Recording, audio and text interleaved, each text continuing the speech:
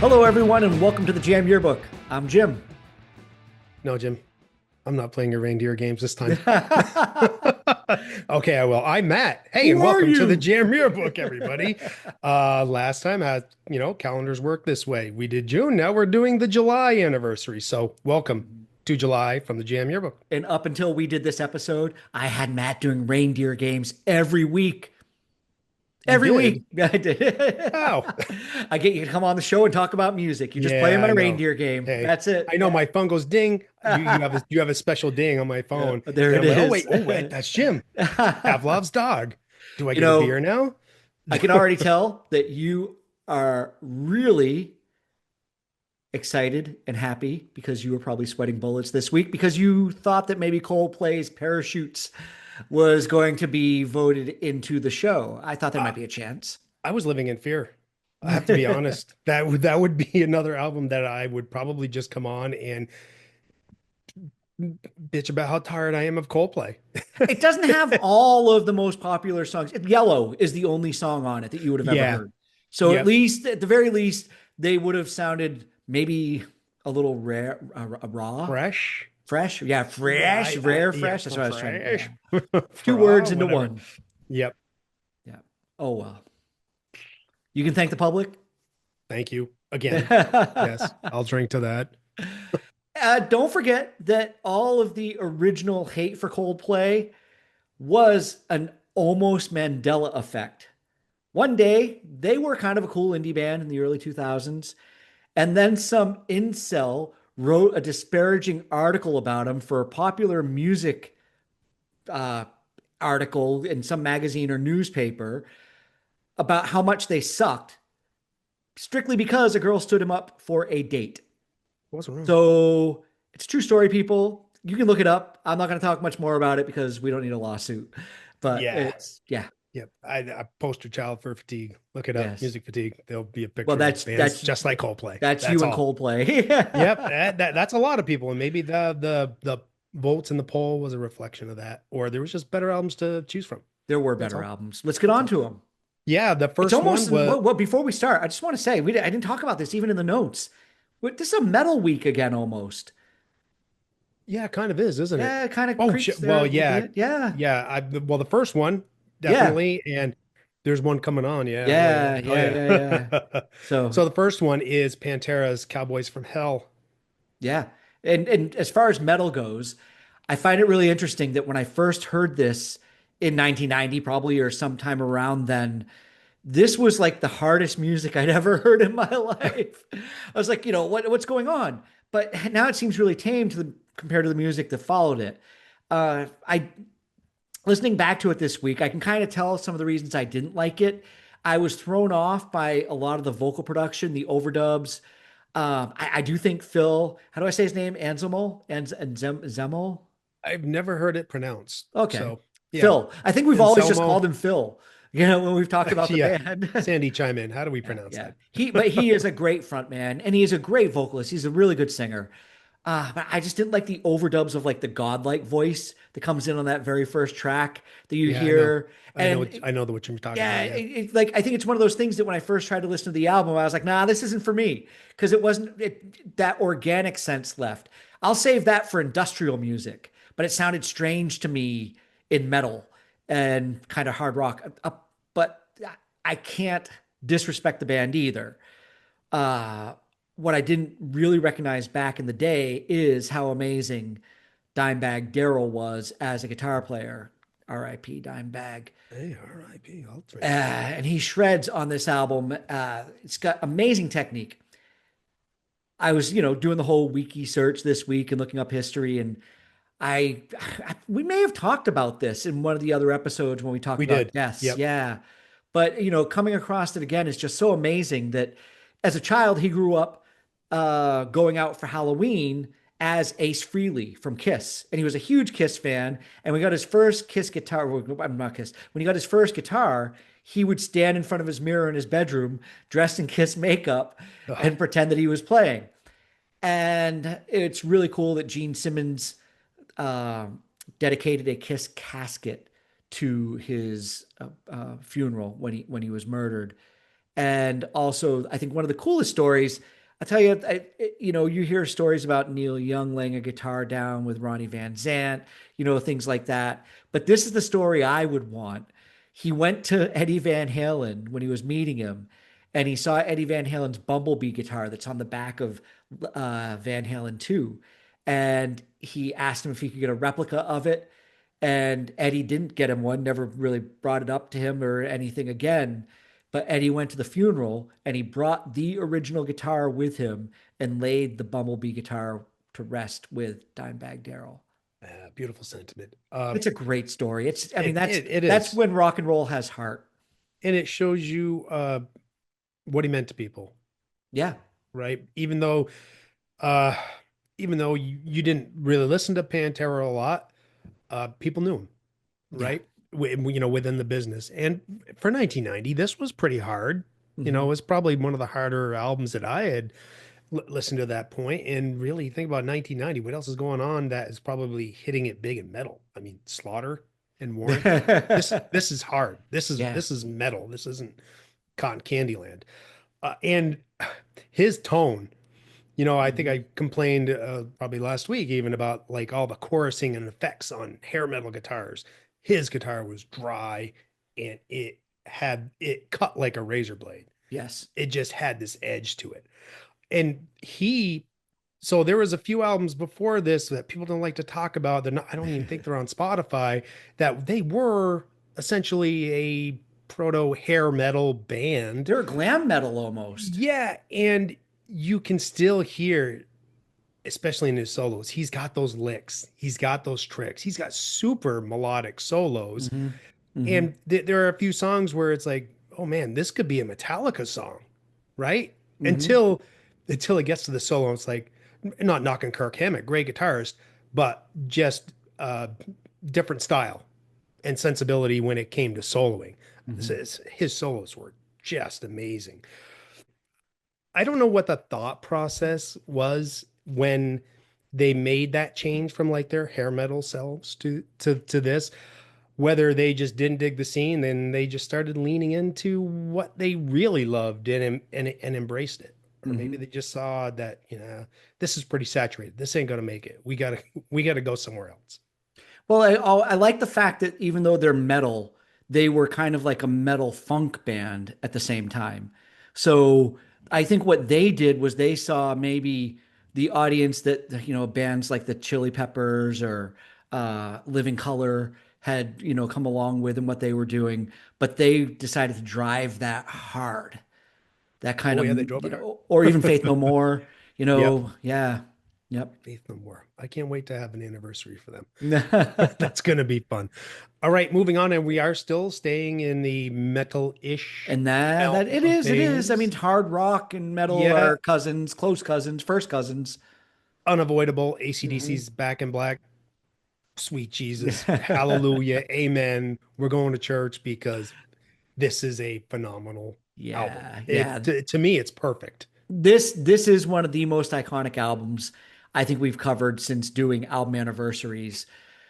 And I don't know if people realize, I didn't until I was looking this week. I knew it was one of the top selling albums of all time, but I didn't know where it actually stood. And then I went and looked it up, and I was blown away by the fact that it's actually the number two best selling album of all time in the world behind Michael Jackson's Thriller.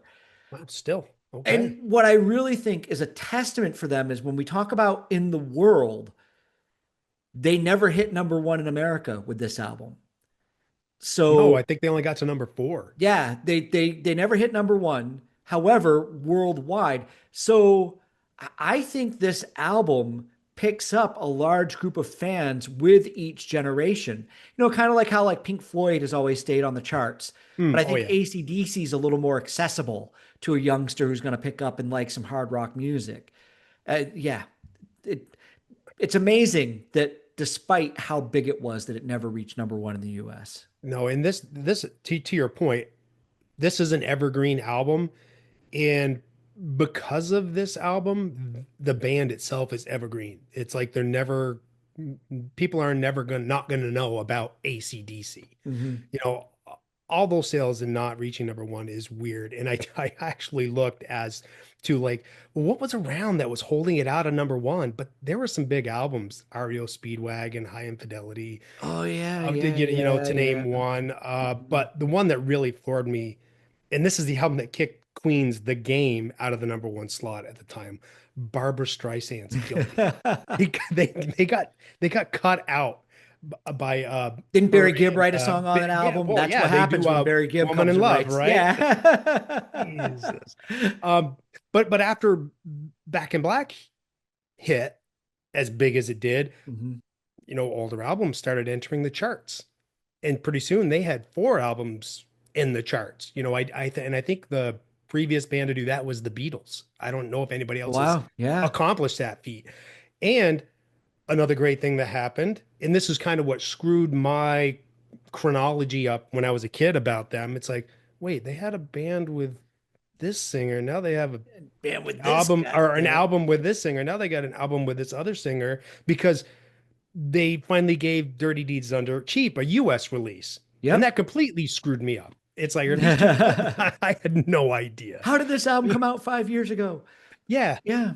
I mean, can you imagine though, in 1980, you go and you pick up Back in Black at the store, the record shop, you come home, you put it on, you've not heard it before because you didn't have MTV all over the place. You might not have even heard it on the radio. You might have just been told by a friend back at this point in 1980. Oh, or you might have heard something on the playground as a kid or something like that. And you're listening to it inside one, you've got, it's pretty good. Hell's Bells is a great kickoff. You listen to it, but then you flip it over, and on side two, you get Back in Black, followed by You Shook Me All Night Long. It's an amazing start to a side two of any album anywhere. It never But stops. yeah, I would almost place a bet though that this is the most a needle has ever been lifted after two songs played and started over again on a record. Oh, Because yeah. yeah, I think it's a distinct possibility. But then the payoff is when you listen to the whole thing through. And my favorite song on the album is Rock and Roll Ain't Noise Pollution. I Love really, that song. yeah, I think it's that whole riff, the dun, dun, It's dun, dun, chill, dun, it's dun, cool, dun. laid back, but it still Yeah, kicks ass, it man. does. It's got And you, attitude. I mean, they oh, all have yeah. attitude, but I like Yep. the attitude of Rock and Roll Ain't Noise Pollution. It is great. Yeah. And you hit again hit the nail on the head. Um, it's quality music for one, but I had an older brother, right? So 1980, I'm in fourth grade, Mark's in sixth grade, and the way our school was split up, K through three had recess over there, and four, five, six had recess over here. And at recess, that I would hear this album being played, you know, and the hardest I was going at that point was Glass Houses, which yeah, right. Some Billy Uh, Joel. Yeah. exactly. But then I always had like an open door to what the older kids were listening to. Hmm. So I remember hearing it and going, what is this? Not out of like, oh, but like, oh man, what is this? I need to know. Right. And I don't think there is a way to improve on this album. To my ears, it's perfect. Sonically, everything's just balanced. Hmm. Every little nuance, it's there. Angus never sounded better. This is his best sounding album. Hmm. The songs, of course, again, they're just amazing. Yeah. I don't know what else to say. I mean, if you're gonna make a bunch of hyperbolic statements about an album, this is the kind of album you make those statements about. Again, there's not a dud on here. And granted, this is Back in Black. It's mythical, it's romanticized because to me, and probably, a lot of people like me, because I hear this ever since I heard it the first time. I listen to this song multiple times every year. Hmm. And this is coming from somebody who's highly prone to fatigue with music. I just cannot get sick of this album. It's just perfect. It's part of music, and it's probably not something that I followed closely when I was growing up, but I didn't need to because it was everywhere. It Oh was in the yeah. ether of the world, and no matter where you went. But Yep. as I was a teenager growing up in Vermont, I spent plenty of nights doing the redneck two-step to, At the a lot sand of pit, AC/DC maybe. songs. When people say you can't dance to rock and roll music anymore, they're talking about songs off this album. Yeah, and sometimes you don't even need to dance to them. Well, I mean, I can imagine hearing this for the first time and your attention goes to it and you just stop what you're doing. You Hmm. might not dance. You might just look at it and go, "Holy shit. What am I experiencing? This is amazing." This is their Icarus moment. Not many bands reached this pinnacle. They never No. reached it again, but they didn't have to. Yeah. Number two all time. No, there aren't any other Yeah. bands that have reached that pinnacle. No, Yeah, no, it's they're the only amazing. one. No. All right. So next we're going to go on to Willie Nelson. And it's kind of cool. I think this is the first soundtrack that's been voted onto the show. It's the Yeah, I think so. Honeysuckle Rose soundtrack. Came out in 1980. It's probably pretty unique to the show since it was voted on from the audience and as a soundtrack. It's a country album, which we don't get. And all of the songs on it are recorded live. So we've got a soundtrack, live album, country, which is like a trifecta of things we Yeah. haven't really had, brought into the album anniversaries from the Yep. poll. Whiskey River, when that song kicks off, it sounds like the world's greatest redneck party. Mhm. It's going to be a good time. I love Blue Eyes Crying in the Rain. It's one of those songs that kind of tugs at the heart when you're listening to it. Pure Willie, that's what he was great at. These are the moments where it's his specialty and it takes you right through the heart of his lyrics, the way he sings to his vocals, Willie's tone as one of the most recognizable, unique voices to ever come along in all of music. I would think Willie would be right there with Sinatra and anybody else who has that iconic vocal. He slices right through you with this sense of melancholy that you can't help but attach yourself to when you're listening to his songs. There is a sense of vulnerability to how he sings. Hmm. It's very honest. It's right on the nerve. And I think this probably got the votes because it was Willie Nelson. And I'm not barking at that. That's awesome. And and listen, when I first saw it, I was like, well, I'd never listened to this whole album before, but it seems like the hits that you hear off it, it's like these are the versions of the hits that you hear because this is a pretty beefy album. There's a Yeah. lot there. Yep. Uh, but once you get into it, you're just sucked in. It's one of those rare albums that can fade into the background, but it can float and elevate your mood and just carry you through Yeah. I everything. was talking to you about it before about how it's a good barbecue album. Oh, It's just something you totally. can put on in the Totally. background while you're hanging out, but everything's good on it. Nothing Yeah, is going to and make you get up and change it. no, because I don't mean to say it's background in a bad way because it doesn't mean that it's forgettable. No. It just, like I said, it just kind of buoys everybody's mood when it's on. It's great. Hmm. On the Road Again, you already mentioned Blue Eyes, one of my Yeah. favorite Willie songs. Hmm. Working Man Blues. I don't think I need anything remotely related to Cotton Eye Joe in my life at all. Yesterday's Wine, though, please, more of Hmm. that.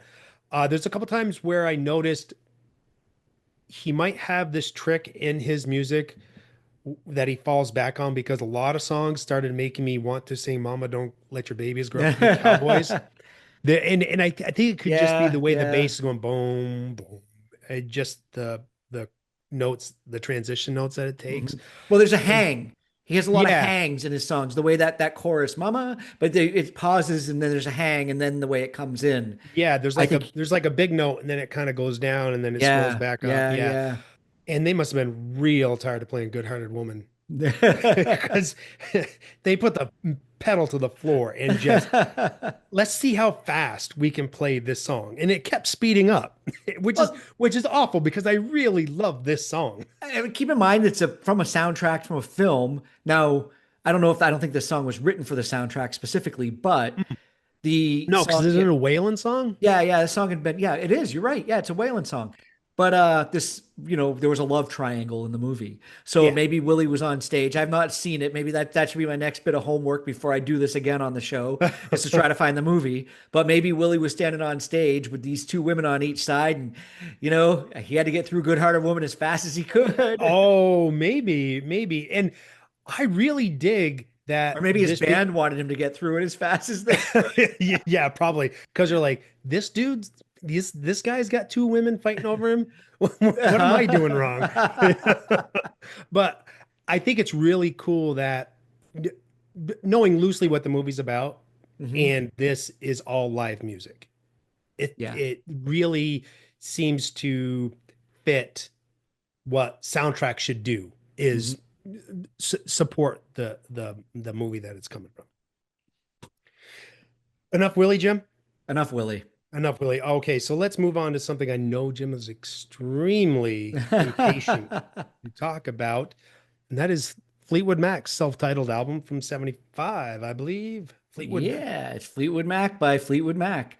This album was a real slow burn at the time. I think it's kind of interesting. We've talked a lot about albums that are slow burns that come out and they take a year or so to get on. But we've talked about a lot of bands that had MTV and a music video getting played over and over again and then suddenly getting picked up, or the radio turning a band into something bigger than they might have been if they hadn't gotten the airplay. But in the 70s, the only thing you were going to do if you were a slow burn was to tour. And that's what Fleetwood Mac did with this album. They went out. It took 15 months for this album to reach number one from the date that it was released. Uh, yeah, they didn't have the internet. They didn't have viral reels in 1975. They hit the road and they took it to number one, working, grinding the hard way. That I don't think And a I lot of people these days probably appreciate, young musicians. They don't understand that it used to take 2 years no, of going on tour in a bus, sweaty with your yeah, friends. And you now you they're had like, to wait it I'm going to out, make an album in my bedroom and I'm going to put it out. And yeah, and then la la la, anyway. whatever. Yeah. But they really did have to wait their turn Yep. because I mean I've often heard about like 1971 being this seminal year that really changed music, Hmm. and the early 70s especially were just stacked with obviously what's now classic rock. But you just name, you go look at the albums that were out there. Why do you say How could 1971? because it goes into the early Oh, 70s so you're leading is what us I would in. say. Okay. Yeah, I'm leading you into the Okay. early Sorry. 70s You because lost me. I I'm like, mean, dude, this is yeah, 1975. maybe I didn't segue that well enough, but yeah, Yeah. 1971, and then going into 1975, there's still this just massive amounts of really good, great Yeah, music I think we've coming out. talked about it before when we've talked about the biggest selling albums of all time. We know that the next Fleetwood Mac album, Rumors, is going to be one of the best selling Mm, albums of all time. yeah, We got the Bee Gees Saturday Night Fever soundtrack coming along. We got the Eagles, Hotel California, their another greatest band hits. Jim loves to Oh talk about. yeah, I love to talk about. Yeah. But a lot of these bands that sold the most albums were out playing in front of people. Yes, constantly, Hmm.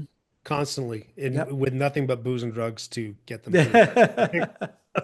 But and it had to really be tough for Fleetwood Mac, especially because every couple albums, I mean, what their first album's in '68, I Yeah, believe. yeah, yep. But every couple albums, people are getting fired, leaving, getting new guitarists, new singers, blah blah blah blah blah. Mhm. By the time we get to 1975, they finally get Buckingham and Nicks in the Mm. band, and it's not what people realize is Stevie Nicks now. Yeah. This is them completely unknowns. Fleetwood Mac had earlier success in the UK, not much in the US, and then it kind of leveled out and flipped, especially Hmm. with this album. It Yep. went everywhere, Yeah. but it definitely kind of flipped to more US. Well, Nicks and Buckingham are American, so that may have had something to do with it. And there are some Eagles feels on this album at Hmm. Hmm. you know what It's time a to put. 70s sound. It's that Yeah. 70s sound. Yeah. Yeah. And I think it's really kind of cool that Lindsey Buckingham was already recording with Stevie Nicks. They were a duo, and he refused to join the band unless she came along, and that's the smartest move he probably could have made, because Mhm. that is, I think at the heart of Fleetwood Mac, you have McVie, you have uh, Stevie Nicks, and you have Lindsey Buckingham. Those are like your trio of amazing songwriters for that band and what they were able to contribute. Ah, when we did the Yacht Rock show, That was fun. did we touch on Fleetwood Mac at all? Because you messaged me the other day and you said that the Doobie Brothers came on right after, and I definitely know they were Yeah. Yacht Rock. So we're Fleetwood Mac Yacht Rock, just to There's some overlap, converse. obviously, because of the years that they were active and all of that. And this is a smooth record. I would consider the Christine McVie songs, Hmm. at least a couple of them, to be yacht. They dip their toes in those waters. Crystal does give me Eagles vibe, but I don't really know if I uh, deem the Eagles to be yacht rock. But it's still a '70s kind of And softish kind of rock, you know. and Christy McVie and the subject matters of her songs. Yeah, I you was pointed sober you when I you texted you you that. pointed it out to me this week, and you even used the word dainty though within it, and it made me laugh. Well, they are. I They don't, are, I yeah, don't, yeah. I don't know how else to describe the songs Warm Ways and Over My Head. They're pretty dainty songs, but if you pay attention to the lyrics, she's kind of Randy. Yeah, well, I mean, this is rock and roll, man. How many guys in the Yeah, 70s were writing songs about how randy they were? yeah, Yeah. yeah. Randy. Have You know, another cheeseburger, Mr. Leahy. I think it's a bit different coming from her though, because she's a 70s rock star who looks like your mom. She doesn't actually fit that kind of rock Yeah. star image. And she had been with Fleetwood Mac since like the second album, not Yeah, like, yeah. kind of like an uncredited piano Yep, keyboardist, yep. but she had been there from essentially the beginning. And Yeah. she married John McVie. So, Well, speaking of him, I thought this was a great observation that you had about her songs being Randy, because she's up there playing piano all night long, watching her husband play bass in front of her, shaking his ass. yeah. So, I mean, come on, give her a little credit or cut her some slack, Hey, hey, one or the other. hey, I'm all about female empowerment. I meant nothing about that. Do not get me hate mail, Jim. Okay, can we go back to metal now? No, let's go back to the rest of the songs on this album. Oh, You got some why, stuff in the notes why, because you why? can't cover this album and not say, Oh, yeah. Yeah, there's some obvious ones, right? yeah, Rhiannon, yeah, Landslide, which landslide. Landslide, I don't even think that was a single No, at the time. that's one of those And songs that just in its own world grew wings and flew. And oh, because it's yeah, so amazing. it's a beautiful song. You, One of the you know, greatest, I think, kind of like oh, solo acoustic vocal songs of any decade. So good. yeah. So good. Say You Love Me, great song. Yep. A couple of the Buckingham ones, Monday Morning, and there's one that he shares vocal duties with Christine McVie. Hold on, let me look at my notes here. I have to scroll. World Turning. How could There I you go. forget that song? Yeah. His Buckingham's guitar on that.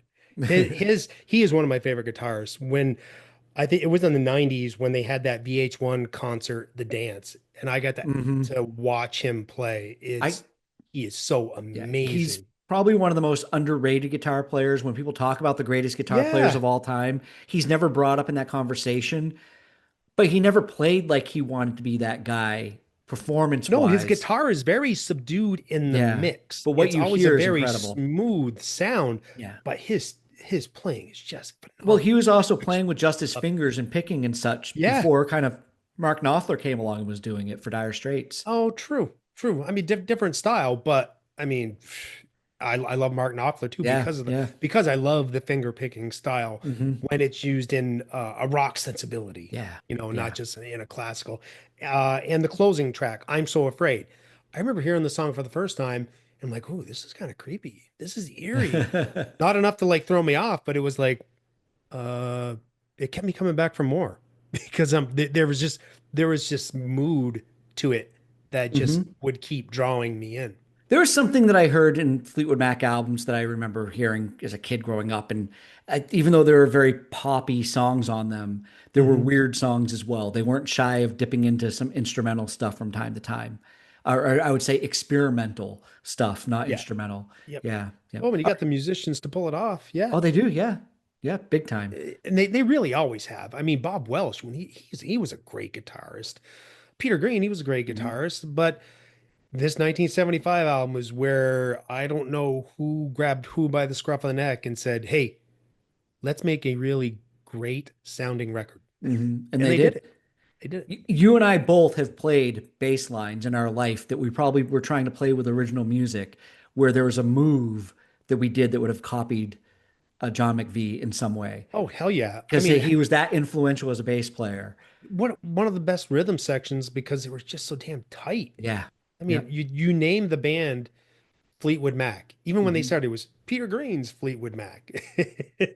It's like, no, this is just Fleetwood Mac. This Fleetwood is our Mac. show. Yeah. And they proved it by making everybody else expendable. Yep. Just, Drums and bass. yeah, Everybody else. exactly. Yep. Hey, drums and bass. Yeah, we need more of that. Okay, now can we go back into metal? Yeah, I'm now kind we of can go ready to go back into because metal. Yes. I can't believe I didn't make that connection before how much, harder rock and metal there is because we got a Black Sabbath album to talk about. Yeah, we do. Sabotage. Yeah. Love it. I arrived really late to the Black Sabbath party. I'd always been aware of them, and of course, Ozzy in music videos, knowing about him, as a teenager, young guy growing up. But there was a lot of imagery and subject matter that was off limits in my house. Yeah. So I didn't get a lot of Black Sabbath or a lot of Ozzy Osbourne. A couple of years back, before we were preparing for this, no, I think we were doing the 1975 episode. I went through a bunch of albums one night while I was doing an overnight shift at work, and I just listened to the entire album. And yeah, it was good. I really liked it. I hadn't listened to this album in forever. And it was awesome to Hmm. to hear it again because obviously, Jim, you know me, what I'm going to do. What am I going to do? I'm going to go back and I'm going to listen to the older albums and Yes, you're see gonna listen to how all of them. I'm going to listen to them up to this point and kind of see if I can catch where changes are coming because even in Ozzy's solo records, early ones, I don't know much past I don't even know if it's No Rest for the Wicked or not. But anyways, this is Ozzy really being in full control of his voice. There is a Yeah. huge difference in Hmm. Ozzy's voice on this album. Early on, he was sticking mainly into his lower register and more or less just kind of singing the root of the melody. But in here, he's fully, and you can hear it kind of in the albums leading up to this, where he would go into his high register, go back down, he would kind of like toy with it. But no, man, Sabotage, he embraced it, he went for it, and he was screaming in control and being musical with it. And he was, dancing around more vocally than I really ever remember him doing before. Whether it's the evolved songwriting, because this is like their sixth album, I think. So there's going to be Hmm. changes with that. Better producer, because they were in a lawsuit with an old manager at this point. So I think they were bringing in different people to work with them. Better drugs. I don't know, but there's just a lot more aggression on this album, and I can kind of hear, especially in a song like "The Writ" or "Hole in the Sky." There's no way Ozzy's singing those on their earlier albums. There's Mm-mm. absolutely no way he could touch those notes. It's amazing. And there was another one. What I want to talk. Oh, "Symptom of the Universe." Okay. Yep. That song, I I can't remember the last time I heard this song, which is weird, but it got me to thinking this could be a definite track where I can hear how thrash bands got influenced by Black Sabbath. Yeah. It- and the way he just I'm still kind of amazed at how impressed I was with his singing on this album.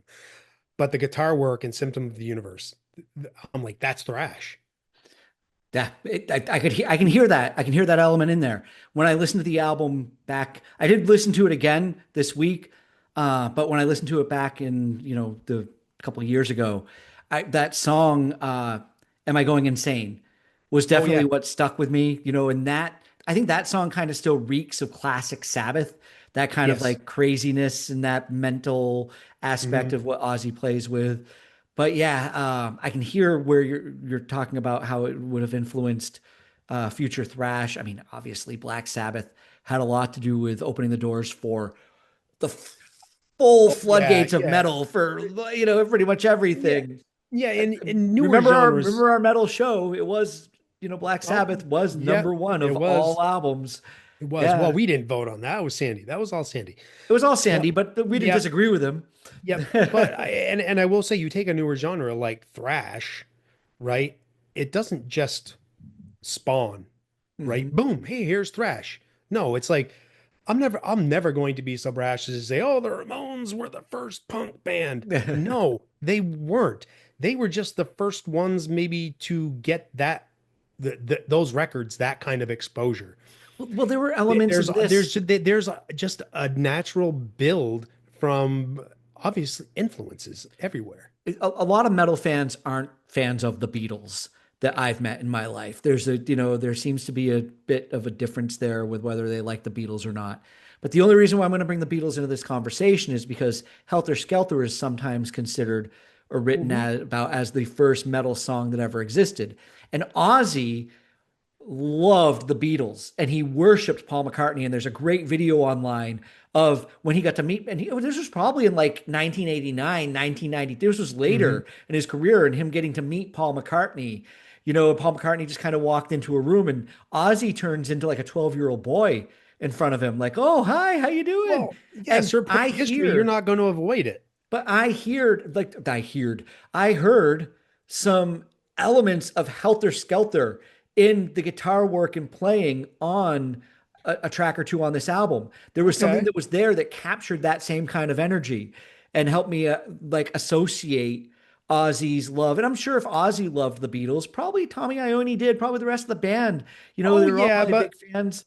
the songs were more, sludgy and plodding along at first. Oh, yeah, yeah, Y- yeah. You know, But there's still something there. I'll go back and try to find the song and I'll play it to you and yeah. you'll come back and you'll kiss my ass and Whoa, apologize to me. no, no, not in the middle.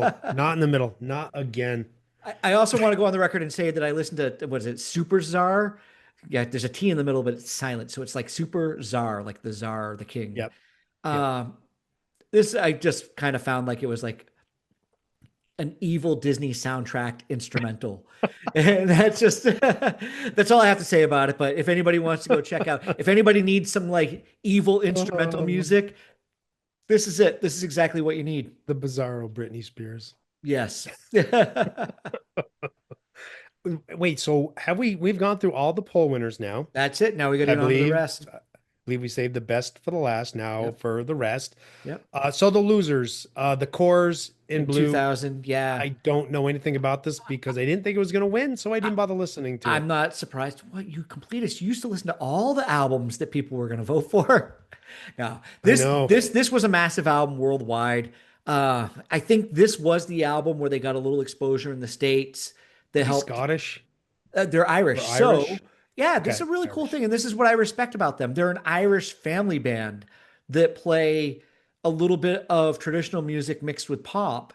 And I mean, I'll tell you this, I'll go watch the Corrs any day over Lord of the Dance, Michael Flattery or whatever he is. Yeah. If I'm gonna pick up some Irish stuff, I'm definitely gonna go listen to the Corrs because at least I they can like agree. jam out on a fiddle and a banjo and something like that. Yeah, yeah. Oh man, But I yeah, just dig yeah, that one out of you. yeah. And then there was Poison, Flesh and Blood, which Yeah. I teased Jim with that this might be the album I pick. Then I listened to it. And I'm like, that's probably not a good idea, Matt. No, that wasn't a good idea. No. No, Yeah. because while I do think this is their best album, best sounding album, Yeah. but it's bloated as hell. Hmm. And their act, 1990. So obviously hair metal, that act is wearing thin, but their Hmm. act really wore thin with me. They were just, I couldn't, it was just a band I couldn't escape. I dug this album back then, but it doesn't hold You water couldn't now. escape them Not because like every this. band you played in back in those days wanted to play Poison songs. So you Mother, wound up having to father, play them. you are. Yeah. Yeah, that's right. Those first two Yeah. albums I cannot Yeah. listen to because I'm just so tired of them. I don't blame you So if you tired. how much you played that music. Yep. The album itself is not great by any means, and it did kind of mark the end of Poison. I think it was the song "Unskinny Bop" they were supposed to play and Bop, bop, debut bop. on MTV. And when they went on stage and they were going to start playing it at the MTV Music Video Awards, CC started just kicking right into "Talk Dirty to Me," and they all Because went he into was "Talk high Dirty." as balls, Yeah. man. So they all just started playing "Talk Dirty to Me" instead because Yep. that's what he started. And then afterwards, Brett Michaels and him had a fight backstage, and they maybe toured the album. I don't know the whole history of it, but I will give credit to the song "Something to Believe in." I Yeah. think this is as good as any hair metal ballad that ever came out in the 80s or early 90s, and is one of my favorite songs from that era. Then don't listen Great to like song. the extended remastered of this album because there was a version that came on this song and it's got like different lyrics and they are just oh my God. They're tough. Okay, I wanted to throw up while I was mowing my lawn. okay, okay. That's fine. It was pretty bad. And it's too bad because I think CC DeVille was really the thing that I really respected in that band. That dude could Mhm. shred. I Yep. mean, just didn't have his act Yep. together. But everybody, you can keep the unskinny bop. That's fine. We You don't need can. that. And is it okay? So I was listening to the Pantera album. Let's get back to a really good album. But there was, I wish I could, wish I would have wrote in my notes. There was a song where it finally gets into the solo and all the bass is doing is don't. I'm like, Uh-huh. shit, that's on Skinny Bop. Yeah, yeah, same year. Doesn't surprise me, but a lot Uh, of metal kind of, or hair metal kind of did that. They held it down that way. yeah. All right, so next we had The Time, a band we love, Pandemonium, probably not an album that we were both in love with because it came probably 8 years later than, I didn't know this existed. I yeah. didn't know the Time was still a band at this point. Uh-huh. 1990, and there was a song on it called Jerk Out that was a gym jam back in the day.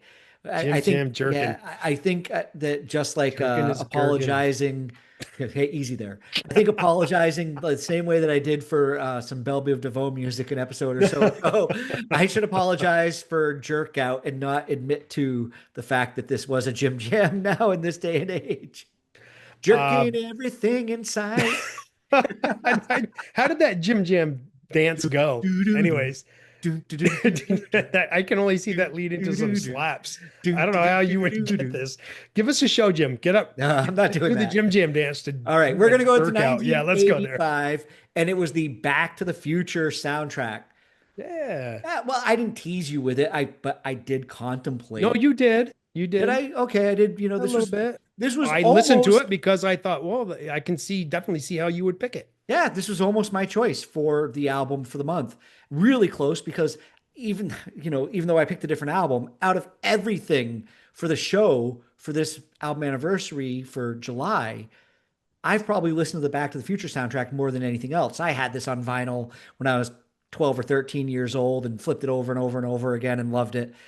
I mean, The Power of Love, that even that guitar riff, is just so great how it plays melody kind of with a riff through it. It's not just playing chords. There's, a real structure going on there. Back in Time, these are a couple of the greatest soundtrack songs of all time, in my personal opinion. But, Well, Huey it's just, Lewis, come on. yeah, Yeah, it's of Back to the course. Future too. Golden age for them. Yeah. But as a kid, I also appreciated the throwback stuff on the album because they went back to 1955 and you had the Earth Angel and you had Night Train, which is a killer instrumental. And I probably know every lyric to Johnny Be Good because of the Back to the Future soundtrack.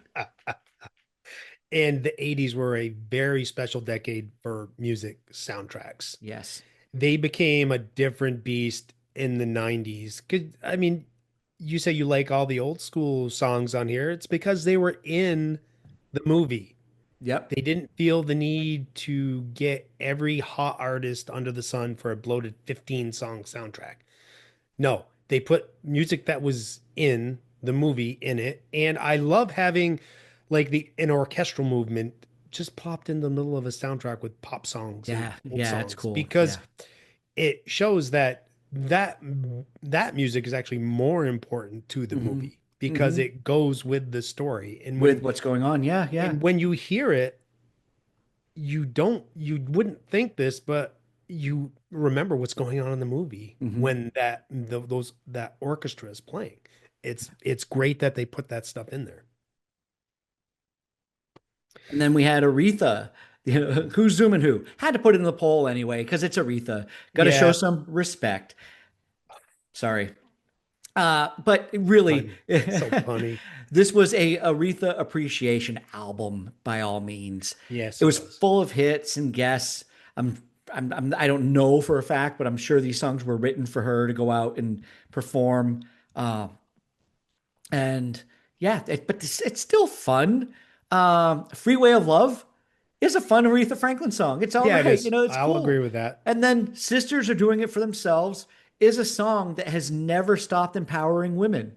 If you see something, about female empowerment, women empowerment out there somewhere, that's very well this song's going to play while that's going on. And this was a big thing in the 80s, right? Legacy artists getting this 80s treatment, Rod Stewart. and updated Yep. sound, Yep. and everything Yep. sounded, yeah, I got issues with some 80s music, right? And there was a time when I cringed at that because uh the purist in me, right? The elitist, the snobbery of me, uh, going, that's not Aretha Franklin. Like I knew any better. Like I knew Aretha Franklin past the Blues Brothers for the most part, Yeah, right? yeah, yeah. Right. Like I was an expert. Like I had a deep knowledge Mhm. of Aretha. And then moving on, KC and the Sunshine Band, self-titled Yeah. album.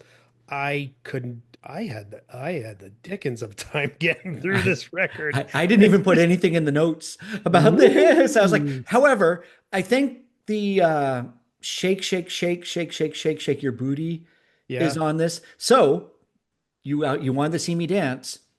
Oh no, no, no. Oh No, do you wait. know? No, Now you can do it. you can do the bird dance. That's the da da da da da da da da da da da da da The da chicken da da da da dance? da. Yep, you can go shake, shake, shake, shake, shake, shake, shake your booty, shake No, your you can't. booty, No, it doesn't work. shake, It shake, does. shake. It It doesn't work. does perfectly. Trust How me. about how about the bird? Tell me, have you heard Well, about that's the a bird? different Ba, ba, word. ba, I'm bum. talking about the Well, there's just as meaningless to me. Uh, yeah. it Shake, loses its shake, shake, gusto when you shake, don't shake, stand up and shake, do it. shake your booty, shake your I'm booty, sorry, I clap, can't clap, go down clap. that road with you, dude. It works. This It this album works. actually kind of put me in a bad mood. I'll be honest with you, because I realize I don't even have the patience for these hits anymore.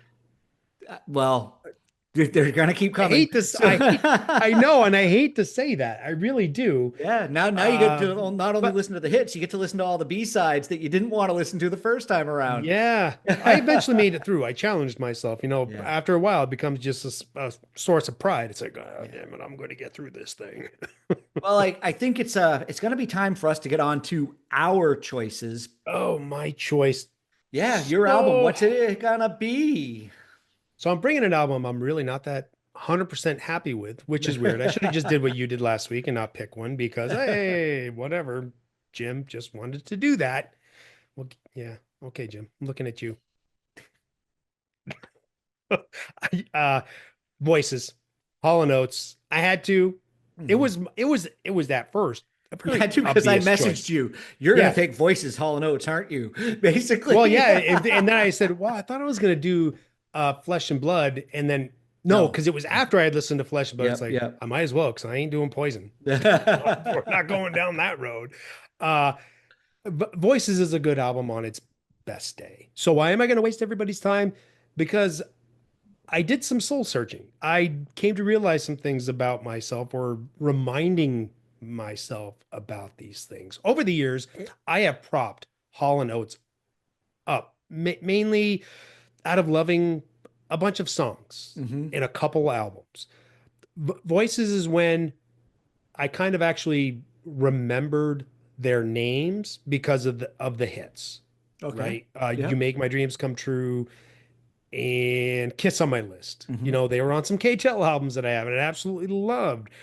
Uh, and loved Private Eyes, which was after this, H2O, and then in between those Hmm. in 83, there's Rock and Roll Part 1, which Hmm. had, you know, Sarah Smile and Hmm. Rich Girl. But those were really early 70s, but it made my kid brain think that those songs were more chronologically closer to what I really loved when they really had a big gap in their catalog of just like, eh, eh.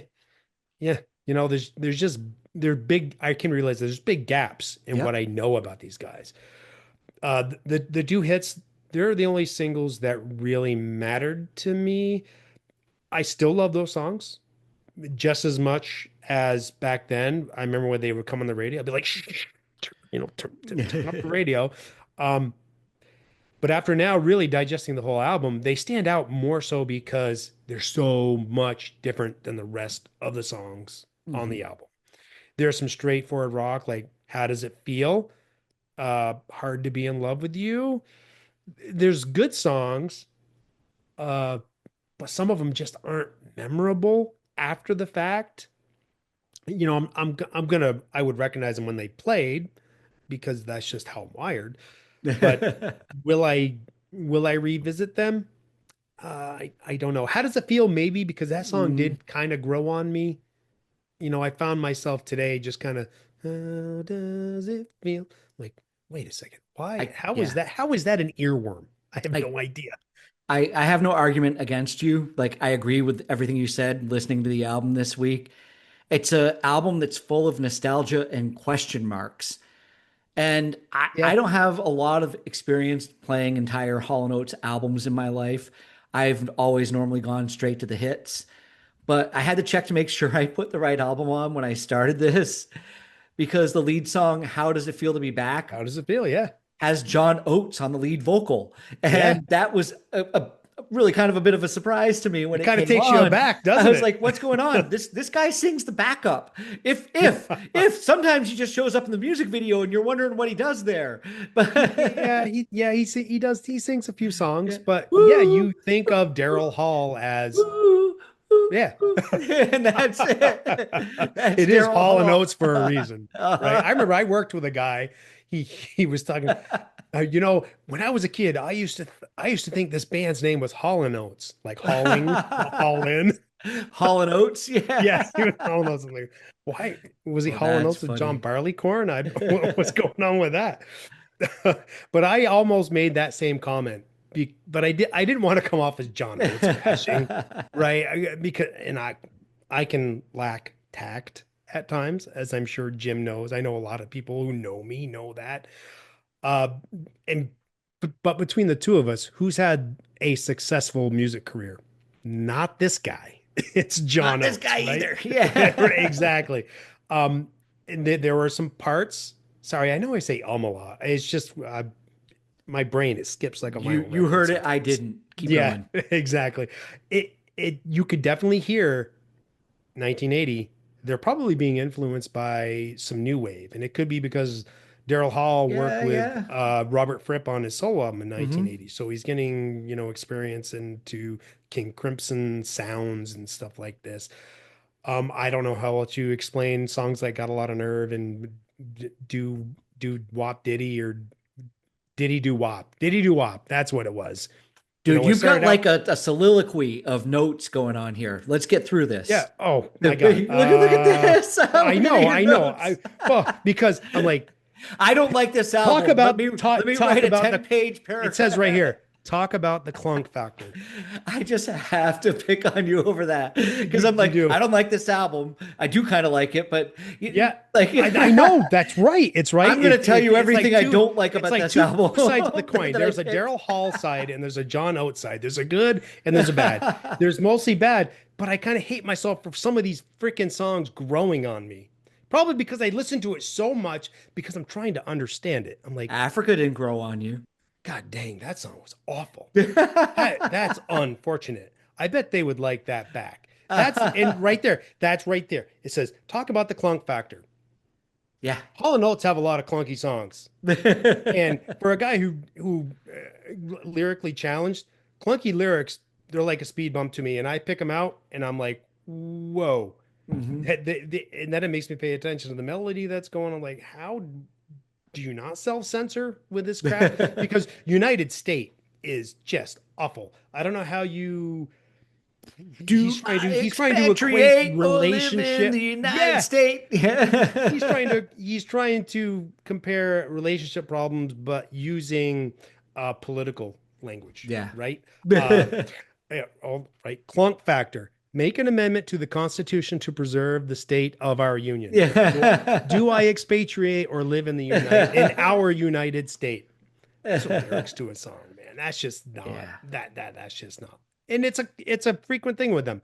Mono a Mono from Private Eyes, uh Alley Cats from Along the Red Edge. It's a good song until Daryl Hall starts screeching meow, meow. It's like, dude, stop. You took a good song and you just uh but there are some missteps, but I try not to let them make me think less of the songs I do like.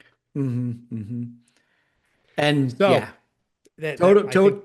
Toto's not Africa, or Africa's not Oh Toto, no, this is as yeah, you yeah, that's said. the thing. This is not the Toto Africa. But I want you to pick this up because I do think the drum beat sounds a little bit like Footloose, which came out. This came out before Footloose, and I've seen Kenny Loggins and the Daryl and Friends or Daryl's Okay. House I was going podcast. alley-oop.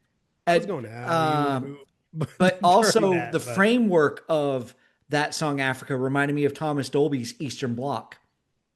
I don't know that So song. I'd have to listen to it. yeah, go check Okay. that out because and which came out later as well. Eastern Bloc came out probably in like 89, 90 or somewhere there, but there was something that I heard that kind of was like, wait, if this is Footloose and Eastern Bloc put together, and those Okay. two guys just kind of lifted it off this. But yeah, Okay. I So would rather listen to Toto anytime sing yeah, yeah. Africa. So I know I had a lot of gripes, but there are some other good things. You've Lost That Loving Feeling. It's a much sparser rendition than the original, but they really do know how to arrange vocal melodies. Yeah. That is really awesome.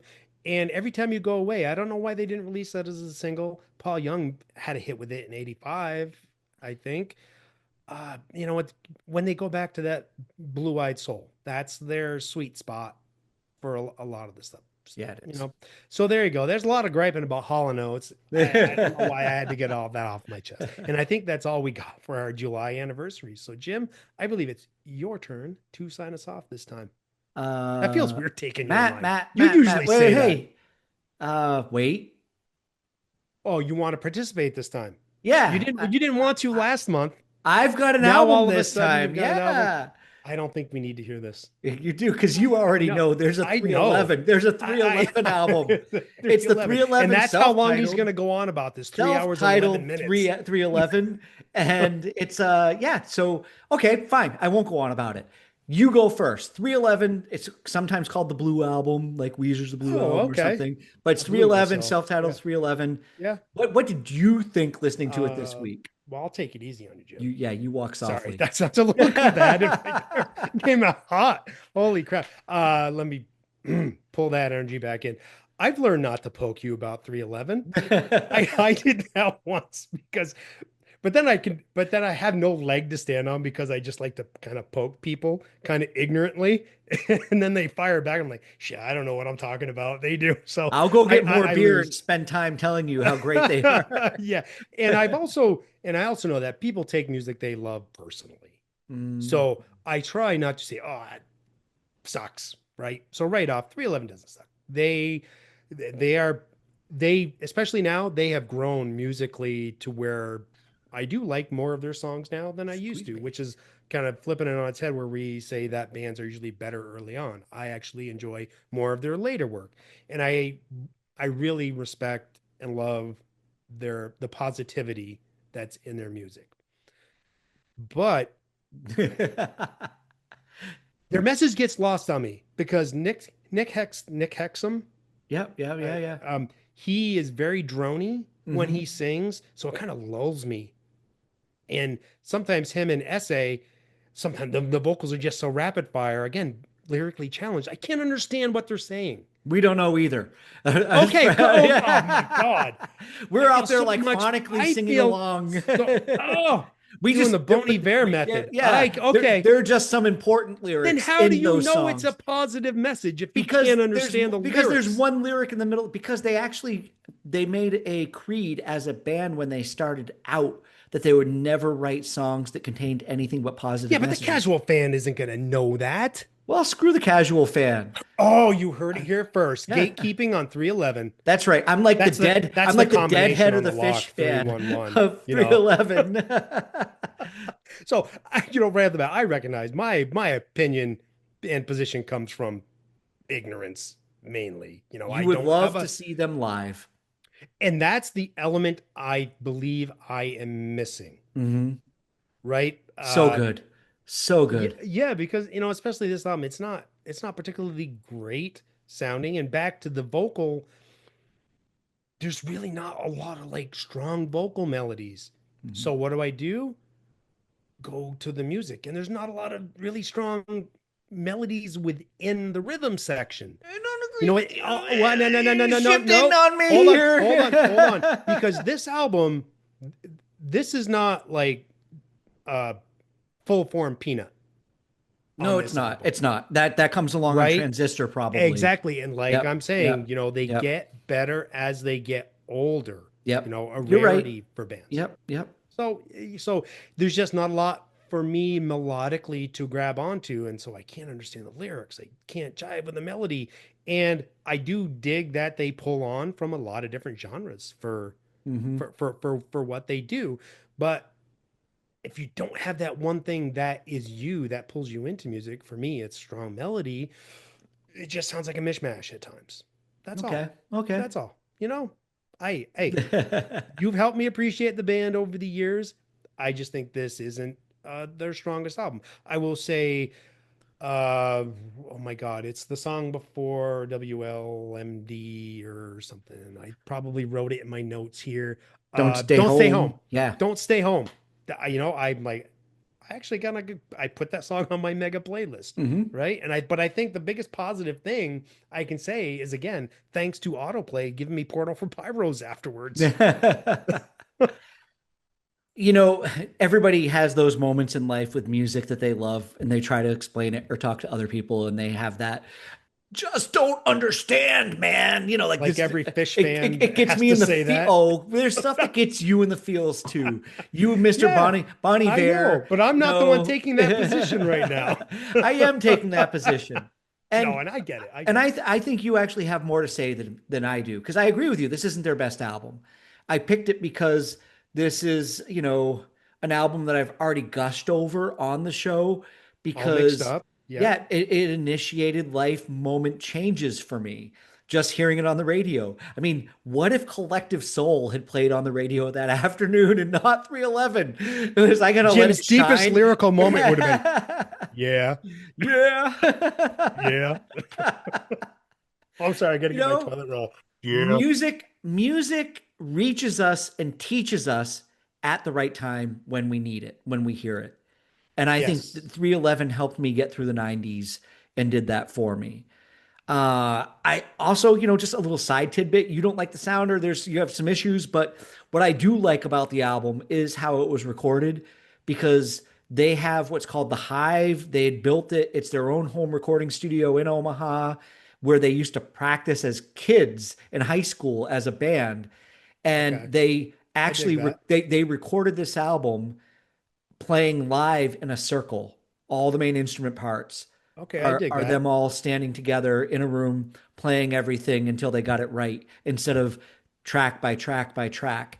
And I think there's a human feel to music when you get it that way and when you connect to something. Yeah, I'm sure the Dead and And what other the bands Fish from did it Omaha, there. Nebraska? Omaha, Nebraska. Right? I actually kind of like that fact. Uh-huh. And the capital of Nebraska is Lincoln. Sorry, you ever seen the What's Kentucky that got to Fried do with Movie? anything? You ever The seen what movie? The Kentucky Fried Movie?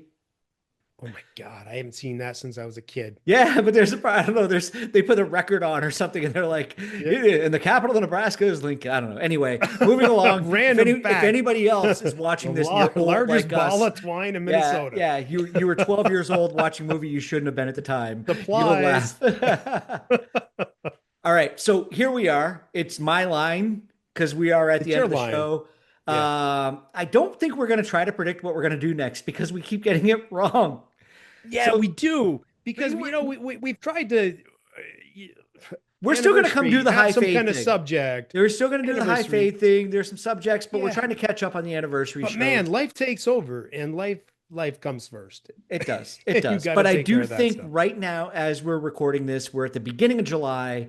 So we will get this out closer to probably the middle of July. Please, Shane, if this can Please. happen. And then we'll have maybe a special show coming up. And, if we can pull our thumbs out of our arses, maybe we can just get a couple of shows recorded back to back and be caught up on doing something more than album anniversaries, but I do like doing them. The album anniversaries is fun. I do. It's just we got to remember, sometimes that second show, ooh, Yeah. we imbibe a little too much on that first one. That We second do. one can be rough. All right. So I'm going to cut us because I can see the time counting down. All right, count us down. Let's go. Hey, everybody. Thank you very much for joining us and watching another episode of the Jam Yearbook on YouTube. Make sure to check out all the links that you see down below there that get posted up there. Subscribe, There are places. like, all that. Yeah, but you can also check out our big, massive playlist that we've built on Spotify. You can come join our Facebook group.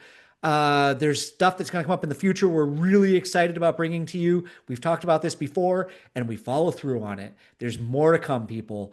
It's going to keep growing. Be part of it. Be here with us now. Oh, I'm going to be like one of these political podcasters. It's like, we're part of a movement, and you can join us, and we're going to be there. Yeah, I'm not going to talk about names. We're not going to go there, Matt. We're just going to say good. Yeah, we're just going to say Good night. good night. Good night. Good morning. Good afternoon. Wherever Whenever you you're are. listening. But Like, subscribe, comment, all of that. yes, Happy to say goodbye to everybody, Matt. Goodbye, everybody, Matt. Okay. See you later, Gracie. Have a good night. Good day. Peace, love, and hot.